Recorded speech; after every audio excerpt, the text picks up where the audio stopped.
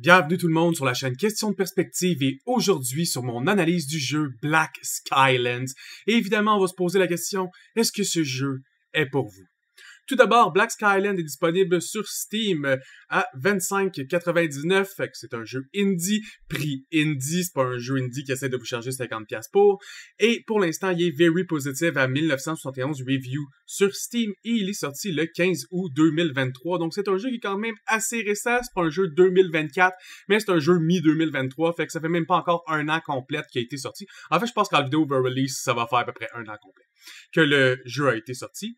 Et évidemment, il y a les tags Pixel Graphic, parce que c'est un indie game, la majorité des indies ont soit 2D, RPG ou Pixel Graphic ou des choses similaires. C'est un open world, sandbox et de simulation. Donc évidemment, on va se lancer sur les images puis on va répondre à la question, est-ce que c'est pour vous?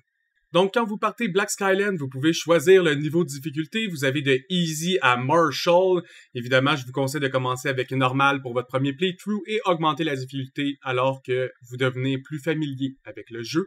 Le jeu est simple, ça s'appelle Skyland pour une raison très simple. C'est des îles dans le ciel et pour se déplacer, il vous faut un petit vaisseau qui vole dans les airs. Donc, vous avez une section du jeu qui est sur les îles et une section du jeu qui est sur votre bateau. Ici, c'est pour vous montrer qu'on a des petites cinématiques. Les cinématiques, c'est pas ce qu'il y a de plus fou, mais c'est pas... Je veux dire, pour un jeu indie, ils se sont forcés à faire quand même un petit quelque chose, alors que le jeu est vraiment moins peaufiné que les cinématiques. Quand vous êtes sur votre vaisseau, les contrôles ressemblent à ça. Vous pouvez accélérer, vous pouvez même aller plus vite, vous pouvez breaker ou aller à reculons. Vous avez une boost bar qui représente le nombre de fois que vous pouvez comme activer un peu de la nitro puis aller plus rapidement. Vous pouvez tirer des volées de canon avec vos canons, mais vous devez racheter des boulets. Vous pouvez faire plusieurs choses avec votre vaisseau qui permet d'avoir des combats aériens et de rendre un peu les déplacements entre les îles un peu plus fun que juste se déplacer. Donc, vous pouvez tirer sur les météorites pour les briser. Des fois, ils ont des choses, mais si vous foncez dedans aussi, ça vous fait des dégâts, fait que ça vaut bien la peine d'essayer de les dodger. Quand vous vous déplacez sur la map, c'est vraiment un jeu plus arcade, un peu comme on a l'habitude de voir dans les jeux d'arcade. Donc, vous vous déplacez, vous pouvez ramasser des nouvelles armes un peu partout, sur les îles, sur les drops de mobs de temps en temps. Ces armes-là, vous pouvez changer d'un à l'autre très rapidement. Vous avez des objets que vous allez pouvoir ramasser, donc entre autres de l'essence, c'est très important pour votre vaisseau. Et vous allez pouvoir les déposer dans des caches. Puis les caches sont accessibles partout dans la ville. Là, c'est la ville que vous allez débloquer au début, mais elle est prise en attaque. Mais une fois que vous l'avez libérée, vous avez maintenant accès à celle-ci, puis elle devient un peu comme votre ville de départ. Puis dans votre ville de départ, vous allez pouvoir augmenter les bâtiments pour être capable d'aller vous chercher des nouvelles choses dans le jeu, que ce soit des upgrades à vos outils ou des upgrades à vos guns. Là, on peut voir que j'ai un shotgun, tantôt j'avais une mitraillette, au début, vous aviez un pistol. Vous avez aussi un grappin pour vous aider à vous déplacer des petits bouts d'île à autres bouts d'île. Souvent, quand vous arrivez sur une île, vous avez une quest, comme celle-là, c'était juste tuer tout le monde sur l'île et libérer l'île. Une fois que vous avez libéré l'île, félicitations, bravo! Cinématique, et évidemment, l'île est maintenant libérée, elle passe de rouge au bleu pour vous indiquer qu'elle est sous votre contrôle. Donc, vous pouvez vous diriger seulement dans la... En fait, pas seulement, mais ça vous encourage à aller dans les endroits rouges pour pouvoir les libérer puis les rendre bleus. Mais vous pouvez aussi voir en tout moment la force de ces endroits rouges-là. Puis ça vous donne un bon indicatif de est-ce que vous êtes prêt à y aller ou pas vraiment. Donc, c'est les armes qu'on a. N'importe quand, vous pouvez décider quel que vous avez. Vous pouvez aussi le modifier et l'upgrade. Upgrader un arme augmente ses dégâts directement, alors qu'installer des mods dessus peut changer certaines affaires, comme entre autres, celle-là, c'est un magazine plus grand sur l'arme, donc comme le chargeur est plus grand, vous pouvez mettre plus de balles, donc vous avez besoin de reload moins souvent, de recharger moins souvent. Mais chacune de ces armes-là a des mods différents que vous pouvez mettre dessus, ce qui change quand même beaucoup l'arme. Ici, c'est les bâtiments à réparer dont je parlais, donc vous pouvez build n'importe quel bâtiment qui est accessible. Et une fois qu'il est construit, vous pouvez même l'augmenter de niveau.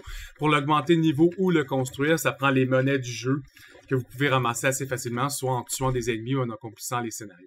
Donc, vous pouvez attaquer les gens sur l'île directement avec votre vaisseau si jamais vous vous rendez. Le vaisseau a un temps de reload sur son canon principal, donc si vous le rendez overheat, donc d'avoir tiré trop longtemps, vous force un délai d'attente.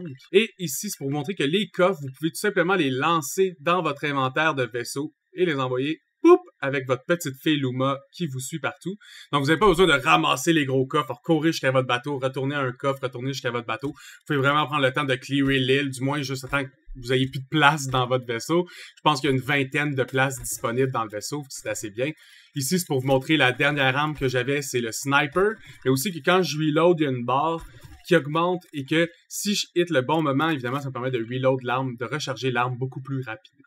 Ici, j'ai les indications pour la quest, donc je dois ramasser 2 de cette ressource-là et j'ai 1 sur 2 de cette ressource-là, mais je dois en ramasser 2.